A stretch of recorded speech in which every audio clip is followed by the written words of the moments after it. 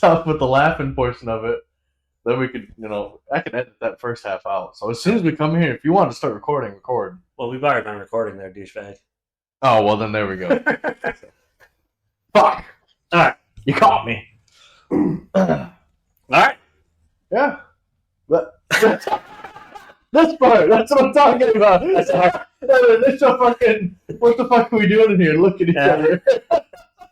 Dude, I'm not gonna lie, it's pretty fucking awkward in here, being in a closed location. Right. With like two dudes sitting outside of a hangar.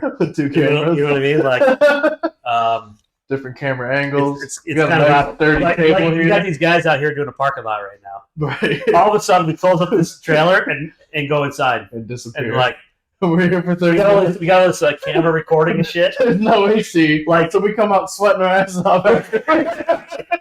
Like, we're literally like, it looks like we're doing OnlyFans. It looks real fucking soft in here. We're OnlyFans stars. But what are you going to do? All right, let's get serious, man. Absolutely not. We don't do that here. Topic of the day, Part 108. Part 108. Have you heard of it, first of all? I have, and I'm actually intrigued to see how it's going to change the industry, not only from an operations standpoint, but commercially, consumers. How the public is going to view drones from this point forward, because it's robust. Dude, it's crazy. So, I mean, obviously, Part 108 right now is a proposal. Right.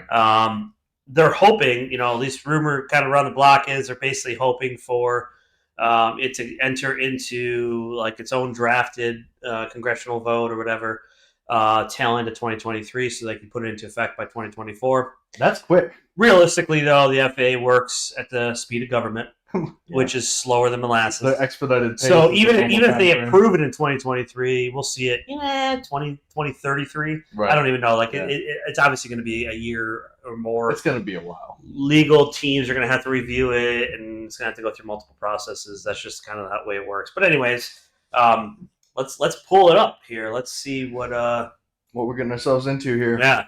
So this is kind of a draft proposal of Part 108. I want to cover a couple things. And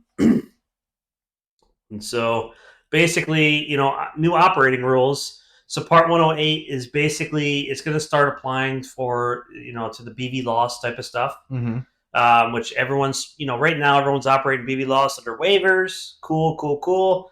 But this will actually generate an actual regulation that covers some of the BV loss stuff. And then it talks about basically calculated kinetic energies. So, and then we have AFR level 2 automation, level 3 automation. So you're probably wondering, Mr. Don, like, what are they talking about with level 2 and level 3 automation? Yeah. So why are there different tiers for one part? Well, Part 107 doesn't have different tiers. So it just so happens that I came prepared, So looking at this, we've got, 0 level, obviously drone is 100% control manually. So pretty much at that point, it's not really a drone. We're talking like RC clubs. Gotcha. Without the controller operated there, the thing's going to fall to the sky. Right. And then, you've got kind of the sense and alert. So this is like level 1, level 2, even level 2, pilot remains responsible for the safe operation, which is Part 107. Yep.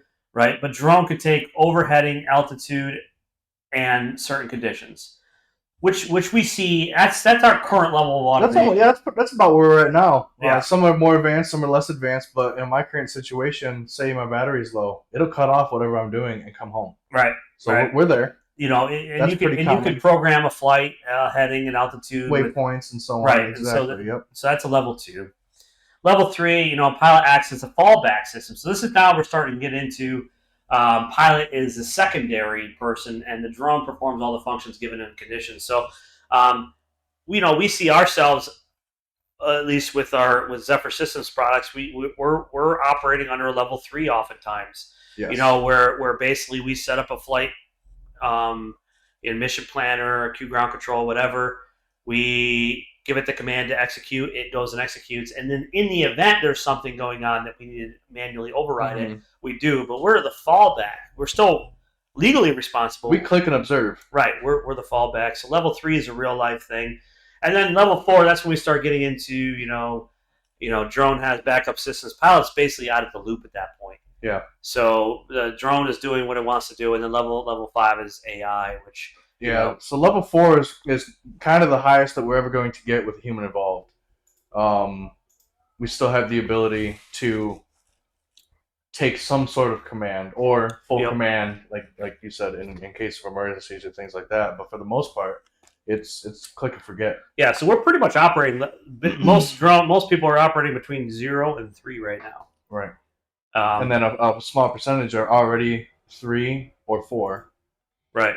Which is kind of interesting. So I want 5 is unnerving. Though. I want to transition back to that file, because all it's still addressing, even in Part 108, is level 2 and level 3.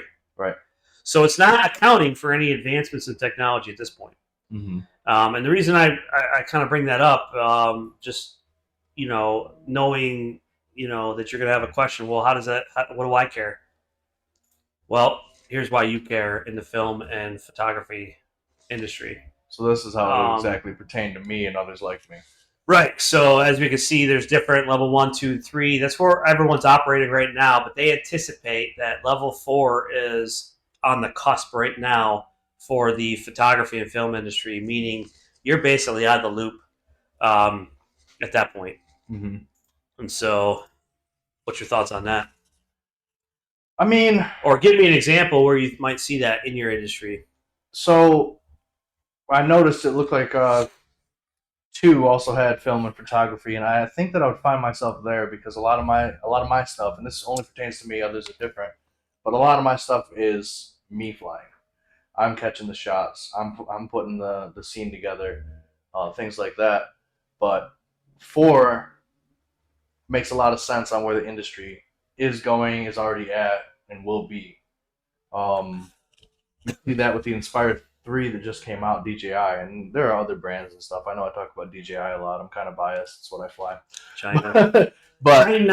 But so let's just use that as an example. The Inspired 3, the reason it would be classified as 4 is once you get your waypoints and your line set for the scene that the director has put out there, all you're doing at that point is clicking a button and leaving it alone. It will fly that same route over and over again while the actors do what they need to do until the director sees the shot is good. Yeah. Well, I still think maybe that's still kind of level 3 because we're still the pilot is still in the loop, right? You still have remote control capability. You're still seeing what's going on, and you can override that command at any point, I would assume. True. I think where level 4 is, this is just, and we kind of talked offline before about this. I think of like the follow me features where you have a little device that, someone puts on them. True. And, and I've used this, and they're the drone operator. Mm-hmm. So, hey, I'm gonna clip this to myself, and I'm gonna go ride a mountain bike, and it's gonna follow me, and it's gonna automatically detect trees and avoid them, and buildings and structures, and I'm gonna go do this kick-ass downhill. Obviously I'm lying because I'm fat. And, like this guy. I don't know where we're going now. It's rolling. Right, this guy is not doing any kick-ass anything anymore. You know what I mean? But think about that, and so that's kind of already level 4. And that makes sense. And because I use that. At what point are you gonna you're gonna stop the mountain bike and get off and then take control? No, realistically, you push a button and then you do your thing, and you're out there trying to catch you in the moment. Right. And I just used this actually at the Carroll Half Mile this past weekend. I was recording at. Yep. I set the drone up to follow me as I walked through the pit section. Mm-hmm. It was recording everything going on around me, following me. I was interacting with different people. And then I just completed an A to B walk. And once I had gotten there, then I reached down and got my controller and took control. But that whole time, it was avoiding obstacles. It was detecting people. It was detecting anything, all on its own. Yeah. So it's interesting. Well, let's pull this proposal up. This proposed 108. So it talks about also operations near aircraft, low altitude, right of ways, blah, blah, blah. Talks a lot about the same, very similar to Part 107, except you can see the altitude has changed a little bit. It says below 500. Yes. Versus 400. So same thing applies. As long as you're below that, it says you have to yield the right of way to all launch vehicles, ADS-B output, traffic, this, that, and the other. I guess the question is, what happens when you're above 500? No one's addressing that at this point, which is kind of interesting because we have a COA that allows us for 5,000 feet. Right. So, and I would assume that just comes into speed and visibility, because when you're flying at an aircraft speed, you're not going to see said drone. Well, you might, but yeah, could be. So maybe they know the drone can maneuver in a better fashion than an airplane could, and that's where that comes into play. But there is no written guidance. The other thing that's kind of neat that I find that we found in here is every uncrewed aircraft operating below 500 but within 100 feet of a structure actually has the right of way over all other aircraft, airborne vehicles, launch and reentry vehicles. Oh, that's going to stir the pot. So think about it. It makes sense. You know what I mean? You're within 100 feet, so they're probably performing an inspection service or whatever, right? And we've seen this change with 107 recently. We've seen a change recently with 107 where you can actually exceed the 400 AGL. Right, within 200 feet of a building. Whatever it is, because, how else are you going to perform that without getting a waiver, go through the waiver process? Right. It clutters up the FAA system. Okay, guys, we're going to go ahead and just, as long as you're within this distance from a building, then you can go 400 feet or whatever that level is. I think it is 100 feet. Don't quote me on it, but basically with this, now they're saying if you're an uncrewed air vehicle and you're performing that function, you have the right of way over all other aircraft. So this will eliminate a lot of the headache for some of these commercial applications drones are seeing, to be able to just go out and do their job without going through all the headache and loopholes that we currently have to go through. That's right. Yeah, so I think that's a really good, interesting thing, that's happening with the 108, or at least the proposed 108. Again, we don't know if the language is going to change. We don't know what's going to happen with it, but it's kind of neat. Kind of moving forward, let's scroll down a little bit. So it also talks a little bit about transient operations, merely incidental from point to point. So this is really talking about the point-to-point type of stuff like cargo delivery. Okay. Right? And so it's just basically saying you can now fly over human beings. As long as it's a transit route, as long as it's a transient flight. Makes sense, but previously you had to get a pro. Hey, operations over human beings. Hey, you can only fly over sparsely populated areas and so on. Or have the proper waivers and the operational specifications to do so. With this, you can do that, and then they're also adding maintenance requirements under this transient operation thing, and we'll actually get good and bad. We'll definitely dig into the maintenance thing because there's a whole other section, if you recall, on maintenance. So we'll dig in deep on that. I think that may actually be its own separate podcast because I think it's that calls for a part 2. Yeah, for sure. Let's see what else is in here. Outside of that, that's when we start to jump into subpart E. And subpart E, this is kind of meat and potatoes because it talks about remote air carrier certification and remote commercial operations. And it refers to that Part 119 equivalent. And, when you get into Part 119, you're talking about air carriers now. Mm-hmm. You're talking about Part 135 for transport of people or cargo, Part 121 air carriers, which is, boarding a Delta Airlines or your typical flight to go to Florida for the 135. A lot of your business jets operate in that realm. Cargo operations, small cargo operations are operating under 135. Mm-hmm. Some of the bigger operators choose to go 121. So it kind of varies, but basically, this Part 108 is looking to kind of fill that void because there's a few operators that they allowed to get Part 135 certifications.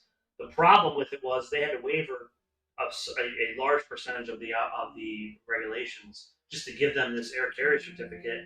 And in the end, it's like way easier. Let's just develop regulation that allows for this. Right. We know people want to do cargo delivery instead of a case-by-case scenario, and then the time and effort wasted, or the FAA likes to take the time. And you're still going to have to go through an approval process and everything else to get that remote air carrier certificate. Mm-hmm. However, if you show you instead of showing that you're meeting the intent of Part 135 through this waiver process, or through this other means. Why not just meet the intent? Hit the letter of the law. Right.